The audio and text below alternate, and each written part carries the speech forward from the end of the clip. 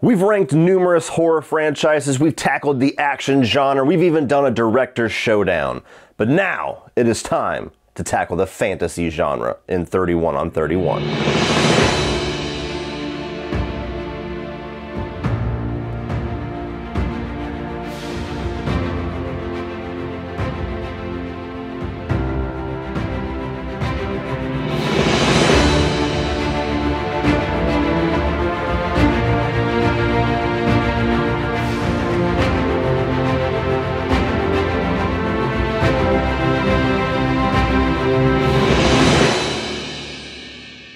What is up, everybody, and welcome back to another edition of 31 on 31, this time tackling the fantasy genre. This, by far, of any of the 31 on 31s that we have done thus far, is the most outside of my comfort zone.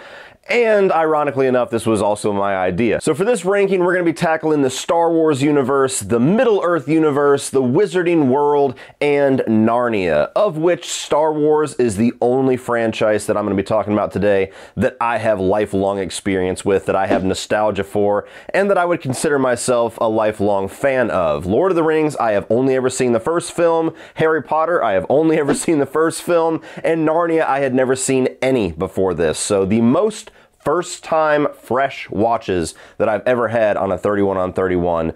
And after watching nearly 20 films for the first time for this ranking, I can still honestly say I'm not the biggest fan of the fantasy genre. So with that being said, keep in mind, my opinions are going to be very weird in this. If you're a fantasy fanatic, if you have grown up loving these franchises, if they are amongst your favorites of all time, there's probably going to be some opinions in this video that are not going to line up with yours. Just understand it's a different perspective, it's a different viewpoint, and respectfully give me your ranking down below in the comment section and we can compare notes on where we differ and where we have similar views. And really quickly before we get started, as always, this is an Autop stream project, so all the other members, save for CP this time around, are going to be bringing you a 31 on 31 today. I should be the last one that is going live, so Sean's video as well as Brian's video are already up there. You can check out their links down below in the video description and see how theirs go. And I believe CP is going to try his best to try to join us for the Autop stream debrief and give his ranking there, so look forward to that. Now with all that being said, let's kick it off with 31, and this is the only film on this list that I can actively say that I genuinely dislike, and that is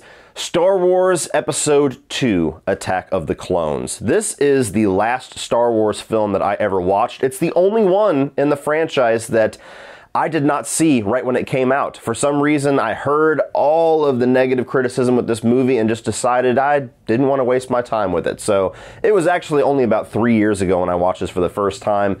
Hated it. Honestly, I hate it. There's not really anything about it that I can enjoy. I don't like the overly green screen CGI effect that are in these prequels, and it is in full force in this movie. The acting and the dialogue that are written for the actors especially is at its absolute worst here. George Lucas, he's an absolute visionary. He's an absolute bonkers creative mind. He's a genius when it comes to creating concepts like Star Wars. But he is a terrible director as far as directing actors. And this is the pretty much the sizzle reel of all of the worst ways that you can get George Lucas to direct his actors. Most of the appeal for this prequel trilogy lies in the third film, and this film does very little to really add much to the impact of that third film. I watched it in theaters without having seen Attack of the Clones, followed everything just fine. So this is the one movie in the Star Wars franchise that I will actively skip over. Number 30 is Fantastic Beasts and the Crimes of Grindelwald. This is a movie that I just felt like didn't really come together all that well. They were still kind of figuring out what they wanted to do with this Fantastic Beasts trilogy. Do they want to be more the whimsical, kid-friendly style of these Newt Scamander following the Beast story, or do they want to go into this epic evil versus good storyline regarding Dumbledore's team and Grindelwald's team?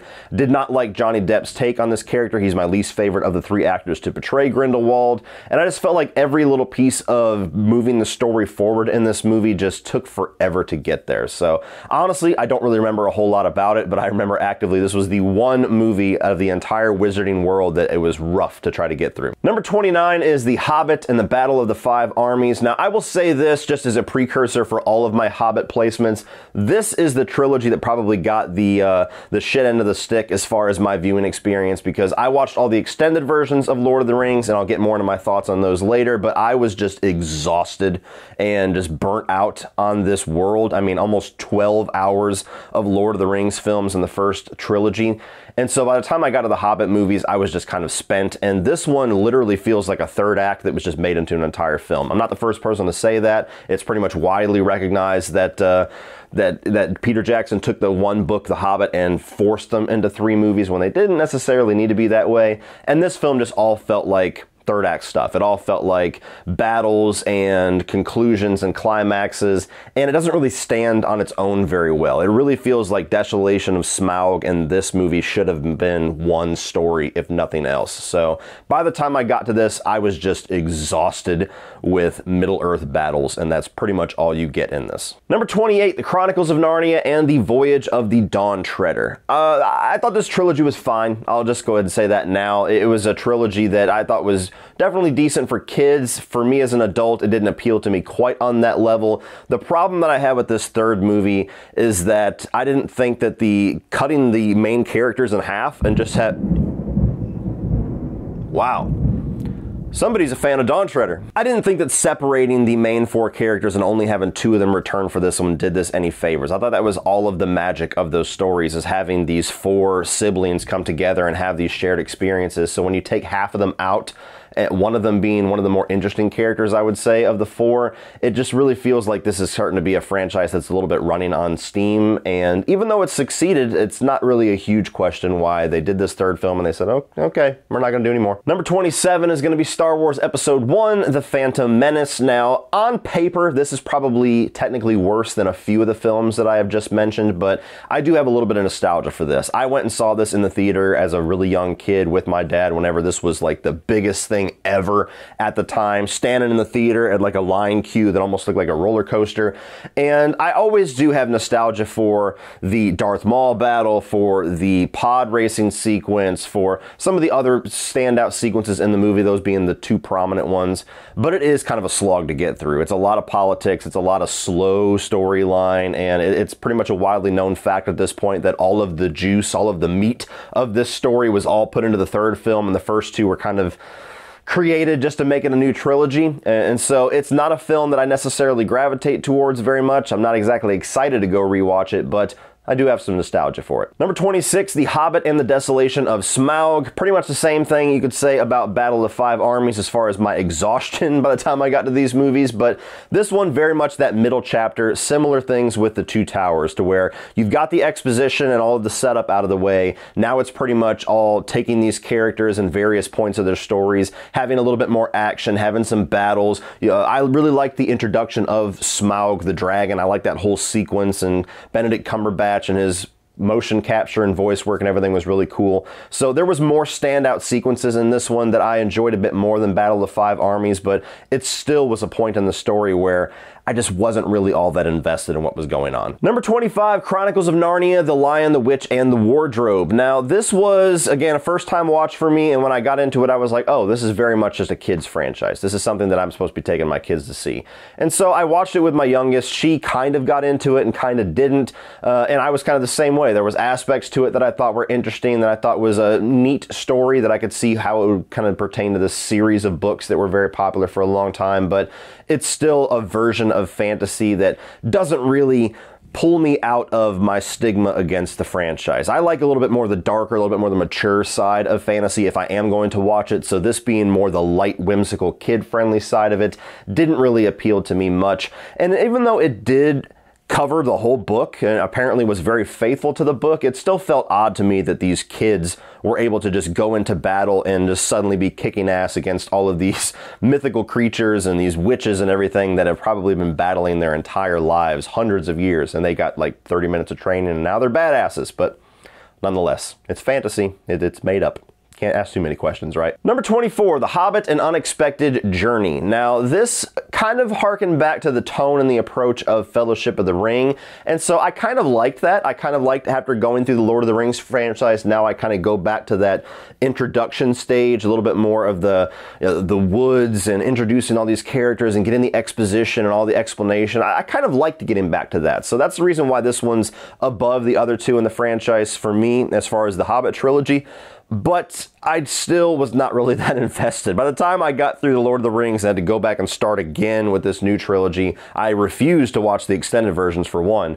But I started watching it and I'm like, okay, we're back in this world. We're more hobbits. Yeah, you know, Bilbo, I kind of got whatever his journey was to an extent from the original trilogy. Didn't necessarily need to see it fleshed out in 3 movies, but here we go. Let's see how it goes. And there is some standout sequences. I like the whole sequence with the trolls and, you know, he has to kind of join the party late and ends up being the one that saves them. The sequence with Gollum was definitely my favorite. He's one of my favorite, if not my favorite characters in the Middle-earth franchise. So that was pretty cool seeing how he actually got the One Ring. And it ends off at a point that did make me interested to see where the second film and eventually the third film took off from there with the dragon's eye opening and everything. But this is still a trilogy of films that pretty much widely accepted as not anywhere near as good as the Lord of the Rings trilogy. And as somebody that is not going to be as high on the Lord of the Rings trilogy as many of you, The Hobbit certainly was a bit of a chore to get through. Number 23, Fantastic Beasts and the Secrets of Dumbledore. Just saw this one in theaters a couple of months ago, and it's a movie that I think is fine, honestly. It's very close-ish with the original Fantastic Beasts for me, but the problem that I have with this one is there was so much potential for them to really kind of break through a lot of my issues of the Fantastic Beasts trilogy thus far, and they kind of stuck to the same issues that I've had for the 3 movies, to where it just doesn't feel like these storylines are as interesting as the Harry Potter saga. It doesn't feel like Grindelwald and his motivations and his threat level is anywhere near as interesting as Voldemort,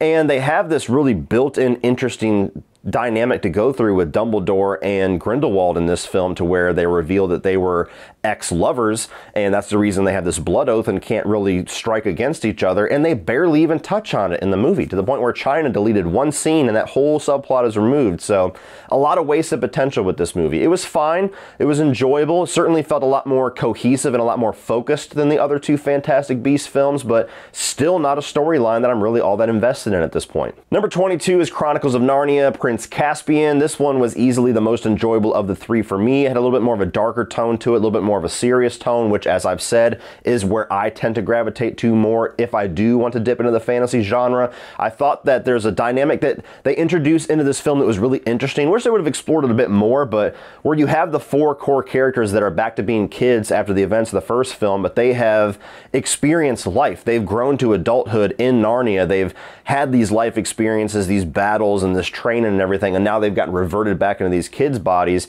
And so the movie starts off with them having that frustration, like, I'm back in this boring body, this boring life, going to school again, when I've done all these amazing things. And so that was a really interesting part to kick this movie off and really kind of grab my attention. I thought that the story regarding Prince Caspian himself, maybe a little bit cliched, maybe a little bit tropey as far as the evil uncle that's trying to take everything. We've seen that done a million times, but I did enjoy the tone and the approach of this movie more than the other 2 by the end of it. Number 21, ooh, that big one, The Last Jedi. This is a movie that I was looking forward to rewatching because now, having watched it 4 times, honestly guys, I have given it my all to try to see what they were trying to do with this movie, to try to really figure out what Rian Johnson was wanting to do here, because I do love him as a director, and to try to see where a lot of you guys that love this movie are coming from. I just can't get there. I think that you could make the very healthy argument that this is the best looking Star Wars film. As far as directing, as far as cinematography and colors and all of that, it's a beautiful Star Wars movie. Honestly, it is. But the story really loses me. I mean, I'm somebody that loved The Force Awakens. You'll see that later. It's high. I loved The Force Awakens. I was on cloud 9. I was so excited for the sequel trilogy. And I had to go watch this movie twice in theaters before I felt confident enough to review it, because I was just so confused about how it possibly went this direction. Splitting up all of our new characters, I didn't think was the best approach. That's a typical approach for a middle chapter of a trilogy, but I didn't feel like we got to really see their character interactions enough to really merit them being in separate ends of the universe. So that was a bit of an unhealthy choice. I hated what they did with Luke. Was it bold? Was it interesting? Was it subverting my expectations? Yes, 100%, but I didn't enjoy it. It didn't make sense to me. The fact that you have this character that has been the most hopeful character in the entire universe, that has saw enough light in Darth Vader to be able to turn him by the end of Return of the Jedi, and yet he's the same grumpy old hermit that decides to try to murder his nephew, destroys his school, and then goes and hides off on an island forever to die in isolation. It just didn't feel right to me. It just doesn't feel right to me. I try my best to try to embrace what they did and just try to get out of my own head canon and try to get out of what I wanted and just watch the movie on its own merits, but that is the element I just can't get past. It just does not work for me. And the fact that that is canon and there's no way to ever go back and change that, it makes this movie really hard. It makes this movie really hard to accept. I mean, everything that was set up so interestingly, in my opinion, with The Force Awakens is pretty much thrown away here for subversion of expectations. Rey has no lineage. Luke is not a hero. You know, Kylo Ren is not going to be pulled back to the light. He's going to go full-on villain by the end of it. Just everything just felt like, well, whatever J.J. Abrams set up, let's just do the opposite. And I just hated that approach. It was very clear by this movie that they had no plan for this trilogy. It becomes even more clear whenever we talk about The Rise of Skywalker, and I just don't for the life of me understand how Disney allowed that to happen. You finally get a hold of arguably the biggest franchise in the world outside of the MCU. At the time, it was the biggest, and you let this happen to your new trilogy. Make it make sense. Number 20 is Fantastic Beasts and Where to Find Them. While Secrets of Dumbledore is certainly more focused than this film, I have a little bit more fun with this one. I really like the character of Newt Scamander. I like what Eddie Redmayne brings to the character. The whole initial setup of trying to hunt down these beasts and then kind of coming across the Grindelwald storyline I enjoy about this first film.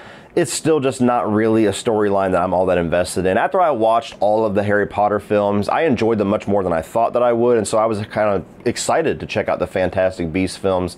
And my enjoyment level of Fantastic Beasts was where I was fearing my enjoyment level of Harry Potter was going to be. So just this trilogy, not really for me. Number 19 is Harry Potter and the Chamber of Secrets. Now, still an enjoyable movie for the most part, but to me, it's way, way, way too long. This is the longest movie and the shortest book, oddly enough. I think that it has the problem for me to where it feels like it's repeating a lot of the beats of the first movie. People tend to either favor one or the other for that reason. They either like the Chamber of Secrets doing it just a little bit better, or they like the original quality of the Sorcerer's Stone, or Philosopher's Stone, if you're over there in Brian's neck of the woods. But Chamber of Secrets for me, I enjoy the Christopher Columbus aspect, that coming of age, children, a little bit more family friendly aspect to this, just like I do the first film, but it's just a little bit more of a slog to get through. I have more nostalgia for the first one because that is the only one that I actually watched as a kid. I like the mystery of Tom Riddle and these premonitions in this book and the whole battle with the snake at the end of it. There's some cool sequences here. It's a movie that I did enjoy. It was just the movie that was the toughest to get through because of that runtime. Number 18 is going to be Solo, a Star Wars story. Much better than people give it credit for, but the one Star Wars movie that I just absolutely do not care about. I did not ask for this. I don't think any of us did. And after watching it twice now, it's still just a movie I'm like, that's fine. It exists. It's not terrible. It's not great either. It's just a Star Wars movie that doesn't really merit much of an existence. It's just one of those Disney ideas. Solo's a popular character. Let's do a whole movie on him. No, you know, there's a whole giant universe we can talk about, guys. Let's move away from the same 8 characters, please. Number 17, Star Wars Episode 3, Revenge of the Sith, by a country mile, the best of the prequel trilogy. Still a very flawed film. Still has a lot of the issues of the prequel trilogy, the over CGI and green screen, the rough dialogue. Performances are better here, namely with Hayden Christensen, but still some moments that don't really land the way that they should. But this is where all of the interesting storyline is. This is where we see Anakin fall to the dark side, become Darth Vader, do the Order 66, kill the younglings, and face off with Obi-Wan Kenobi in the finale. So there's a lot of standout moments in this movie story-wise that still make it a pretty rewatchable film. Number 16 is going to be Star Wars: The Rise of Skywalker. Very complicated feelings on this movie. I could see this movie being the one that I change opinions on every single time that I rewatch it, because it is blatantly obvious that this is a reactionary film. This is something that's trying to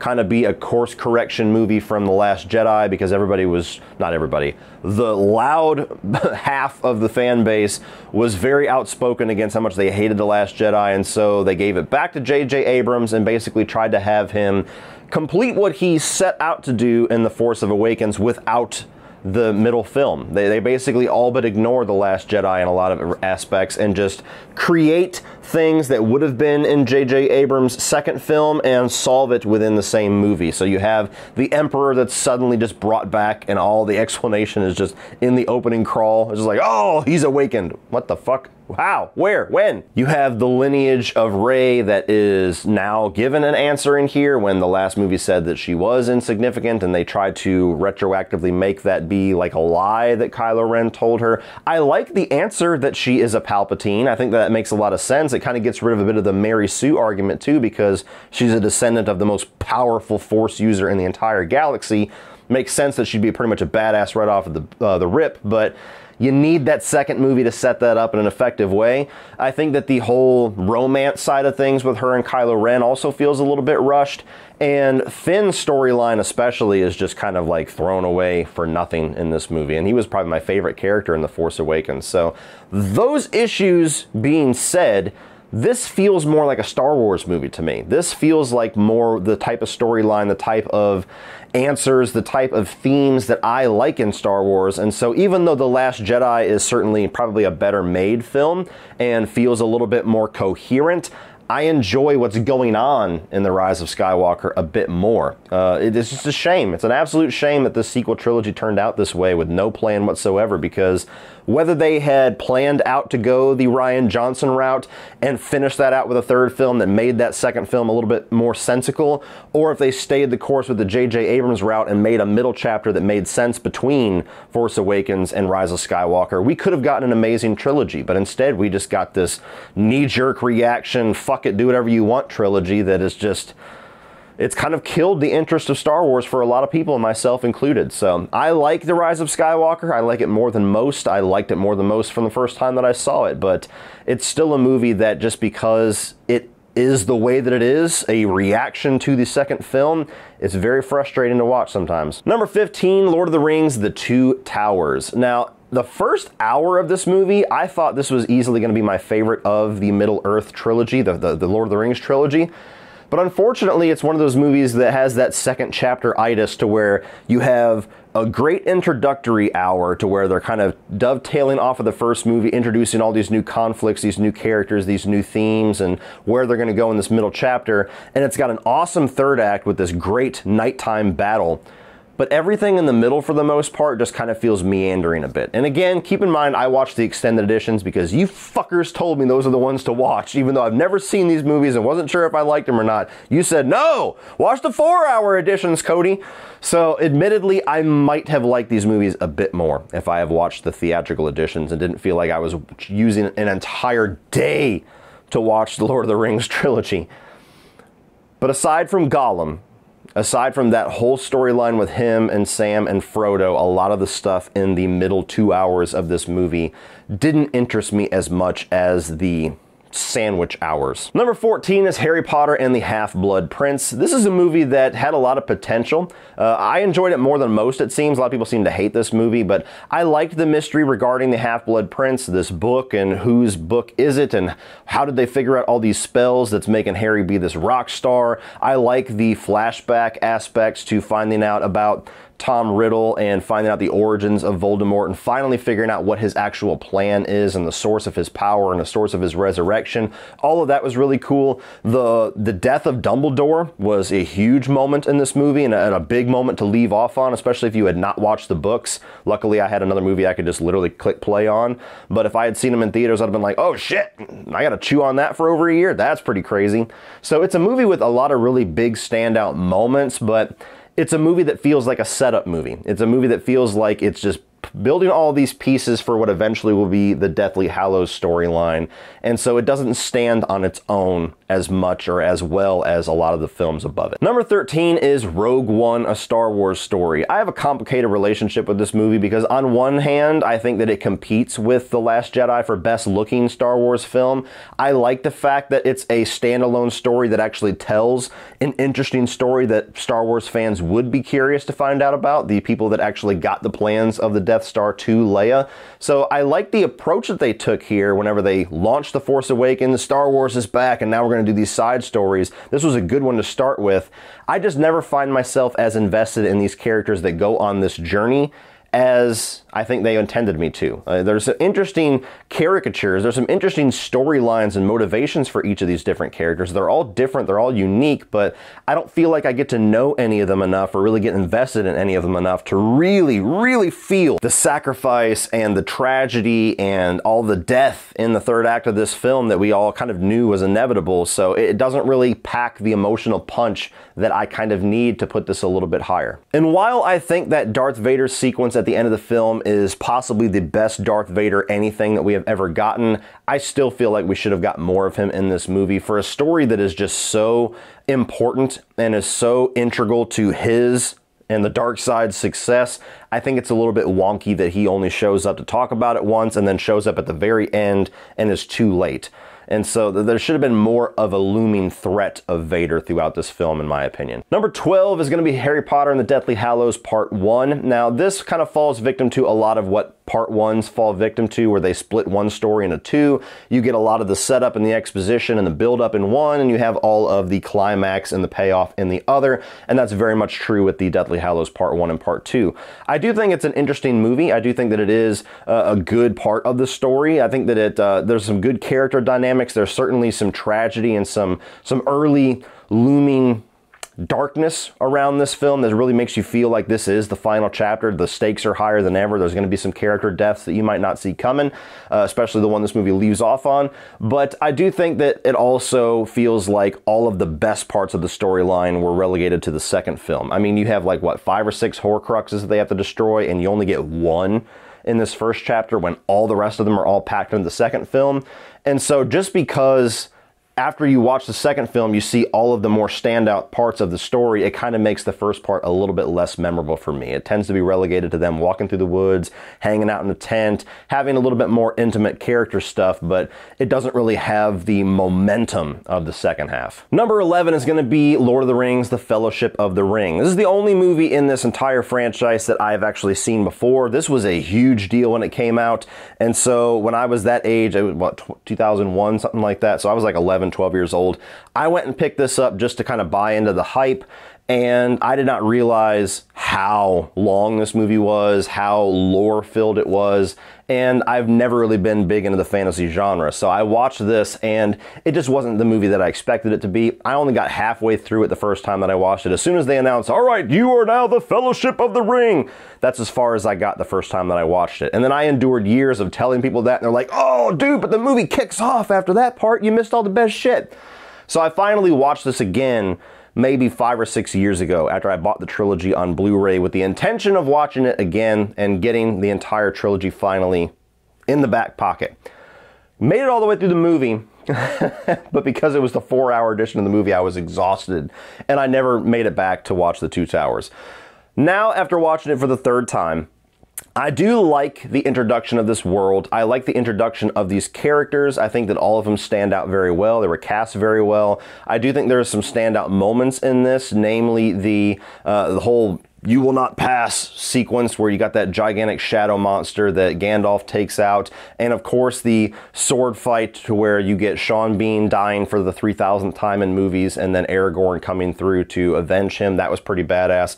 So it's a smaller scale movie. Like, you look at some of the events and the battles of Two Towers and Return of the King, and this one seems much more quieter in retrospect, but I kind of like the quiet beginnings. Same way that I like the quiet beginnings in Hobbit, The Unexpected Journey. So I did like this movie. I would say that it's a movie that I enjoy overall. It's still not the kickoff to one of my favorite trilogies or anything like that. I'm just unfortunately not somebody that can love it on that level. Number 10 is Harry Potter and the Deathly Hallows Part 2. Now, take what I just said about Part 1 and Part 2, where everything is the payoff, everything's the climax, and that's pretty much my reception of this movie. You get all the payoff, you get all of the finality, you get the final showdown between Harry Potter and Voldemort, you get character deaths, you get the siege of Hogwarts, you get all of the stuff that you've been building to for, what, like 8 movies, and it all pretty much pays off very well. There's a couple of aspects that I don't quite get. I still don't feel like the Malfoys really got what was coming to them. They kind of were just like let off the hook by the end of this, which is weird, to the point where you get to the epilogue, which it is awkward when you see these guys aged up like they're supposed to be 10, 20 years older, and then you see Draco and Harry and they're like, hey, bro. And even though, you know, he wasn't fully evil, he was certainly drawn more to it because of the pressures of his father, and he was tormented a bit. There's still like a lot of shit that kid did where I'm like, you don't quite get off that easy, motherfucker.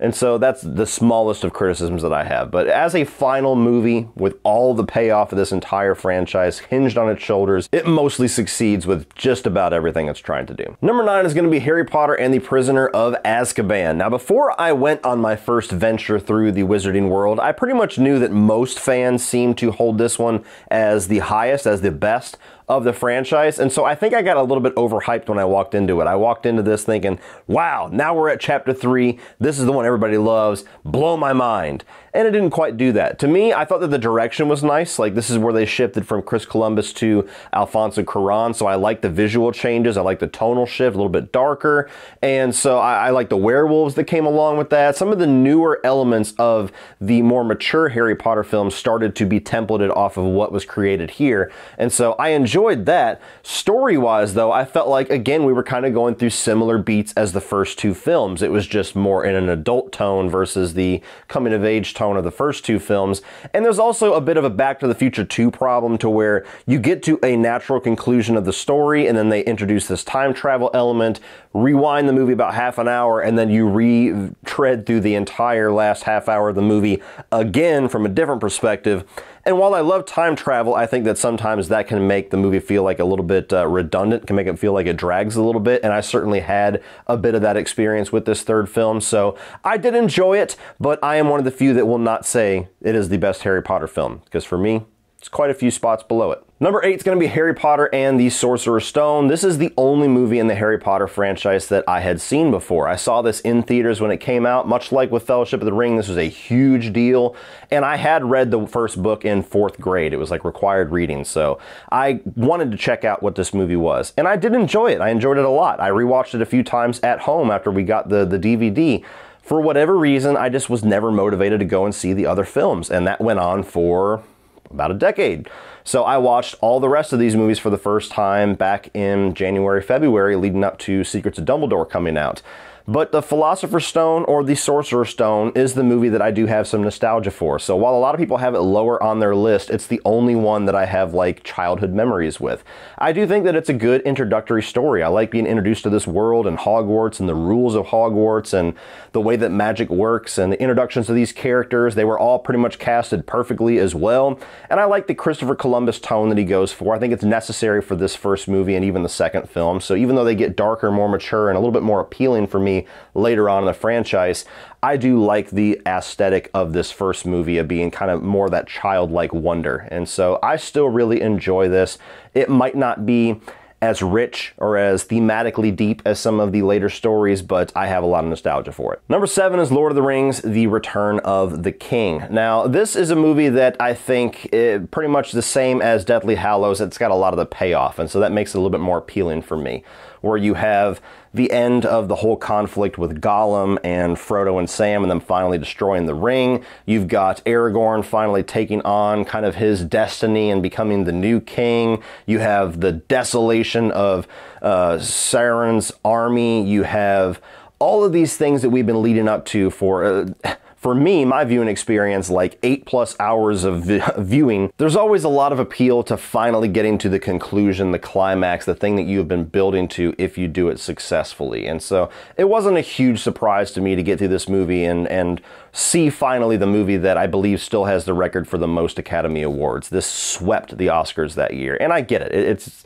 The Lord of the Rings, whether or not I value it on the level as a lot of you big fantasy fans, I easily see why it is viewed most often as kind of like the pinnacle of fantasy cinema, because production value, costume design, set design, casting, acting, all of that stuff, cinematography, it's all top notch. Like all of these films in the Lord of the Rings trilogy, I think whether or not I love them or not, they're certainly a masterful filmmaker at work with Peter Jackson. So it's a very good concluding chapter to this trilogy. It's a movie that I think will probably stand the test of time as the best, or the best well-regarded of the fantasy genre for quite a few years. Maybe a little bit too long in the epilogue, a few too many endings, but overall a pretty satisfying ending to the trilogy for even a casual viewer like myself. Number 6, Harry Potter and the Order of the Phoenix. This is where you finally get Harry getting the kids together and starting to train to be this force against Voldemort and all of his Death Eaters that he is gathering. So I like the fact that this is that chapter that finally takes the big step forward into the final chapter, or the final tonal shift of this franchise, to where you're finally going to have this school starting to band together and prepare for this big epic battle that will be the Deathly Hallows series.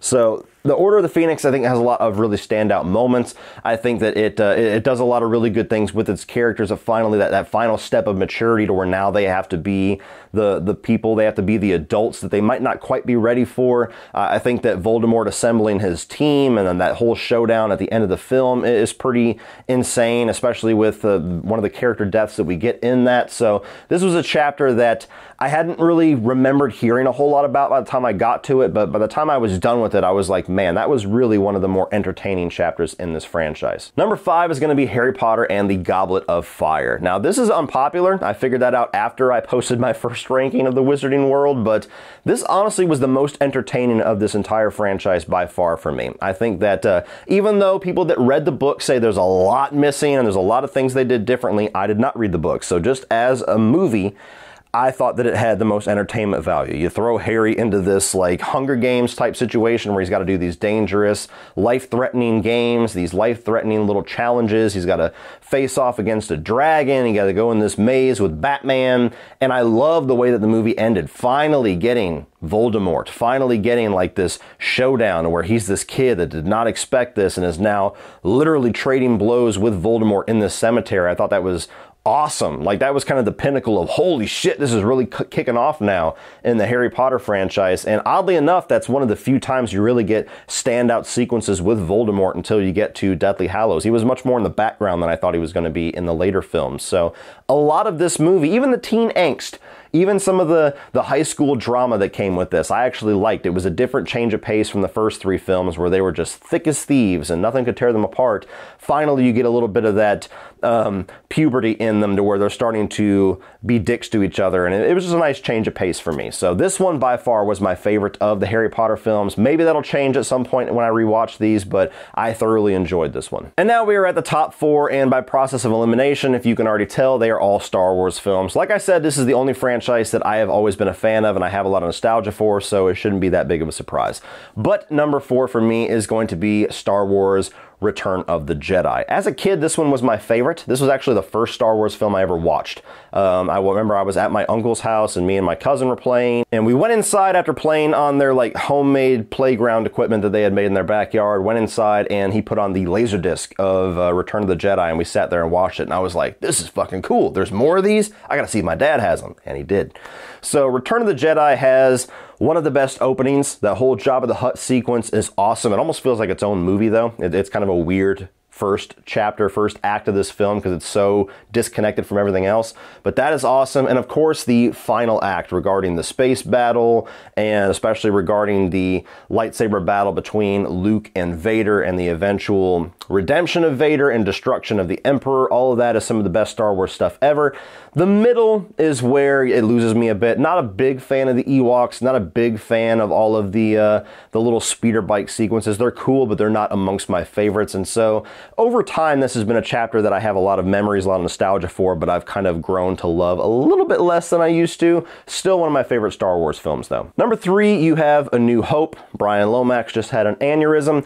This is mostly nostalgia for me, and I recognize that 100%. This is the one movie of the original trilogy that George Lucas himself directed, and so you get bits of a lot of the problems that were heavily highlighted in the prequel trilogy with his dialogue and with his direction of actors. Some of that stuff doesn't age quite so well, but this is still a movie that it's got a legacy that you can never ignore. Whether or not it ages poorly in certain aspects, this is the movie that kicked off the Star Wars franchise, the Star Wars universe.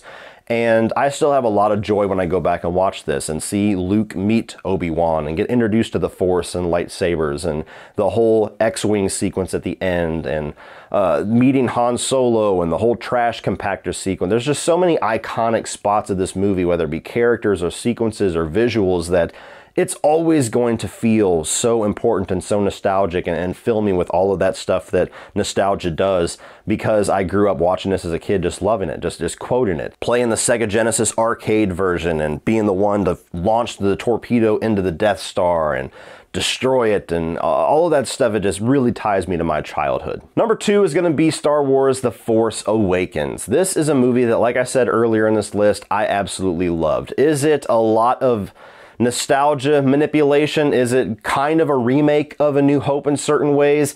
Yes, and you tend to get people that are on one side of the coin or the other. I'm more on the side that said that it kind of had to do that to get Star Wars back to feeling like Star Wars, because you got to remember, back before this came out, everybody hated the prequels. That doesn't feel like Star Wars. They're never going to get it back. And then they tried to do that by literally going back and giving you exactly, to an extent, what A New Hope brought us. And then you got people that said after the sequel trilogy, oh, the prequels are just so underrated, and the sequels, people did that Spider-Man thing where they kind of changed their opinions. But nonetheless, I think that this does have a healthy amount of nostalgia. I think that there is a certain amount of recreating A New Hope storyline template to a degree that actually works in this movie's favor. Maybe a little bit too much, but I really enjoy it. Loved all the new characters, including Kylo Ren and Rey. I thought they were a great new hero and villain dynamic there. I like the way that they used Han Solo and Leia, the tragedy of all of that. I actually thought really worked for this first film, in hopes that they would follow it up later on, that they didn't completely do. But this original film, I thought was awesome. It's one of the most rewatchable, one of the most accessible Star Wars films, and I just have an absolute blast with it. And of course, at number 1, that leaves Star Wars The Empire Strikes Back. Easily the best Star Wars film to me, one of my favorite films of all time, and this is a movie that was my least favorite as a kid for some weird reason, and then by the time I was a teenager, it really rose to the top and has been there ever since. I love how this is one of those middle chapters that doesn't really fall victim to a lot of what middle chapters do, to where it feels like they just rush through all of the setup because we've already got a movie of exposition, and then it leaves off with a cliffhanger that feels like there's not enough of a conclusion to the story. This really stands alone as a great isolated movie, whether or not there's a middle chapter or not. And so I love the way that they kind of build off of the story of the first film, with Luke trying to be more Force sensitive and going off to Dagobah to try to train with Yoda. You got Han Solo and Leia and their relationship starting to bud, the introduction of Lando. You have Darth Vader and the Emperor, and much more of their plans and the nefarious nature of the dark side, and all of them kind of really getting built out a lot more in this. This is the first time that we got to see the Emperor. And it has a great third act where you have Luke going against Darth Vader, against the wishes of Yoda, and that huge bombshell of that Darth Vader is Luke Skywalker's father. It leaves it off at a point to where you're salivating for the next film. You're fully satisfied with the story you just got, but you cannot wait for what comes next. And so there's just so much about this. This is like a perfect Star Wars film to me. It continues to be the one that I rewatch the most. It continues to be the one that I have the most nostalgia for. It continues to be the one that my kids watch the most whenever they're in a Star Wars mood. So it's just a perfect Star Wars movie, and it is my number 1 on this 31 on 31. All right, guys, that does it for me. If you enjoyed this, please be sure to check out everybody else's 31 on 31 in the video description, and over here is a playlist for the other 31 on 31 episodes we have done, as well as my standalone ranking of the Harry Potter and Wizarding World franchise. Please check all that out. Thank you for watching, and hit that subscribe button so you don't miss anything in the future. And as always, remember, opinions are like assholes, but that doesn't mean that you have to be.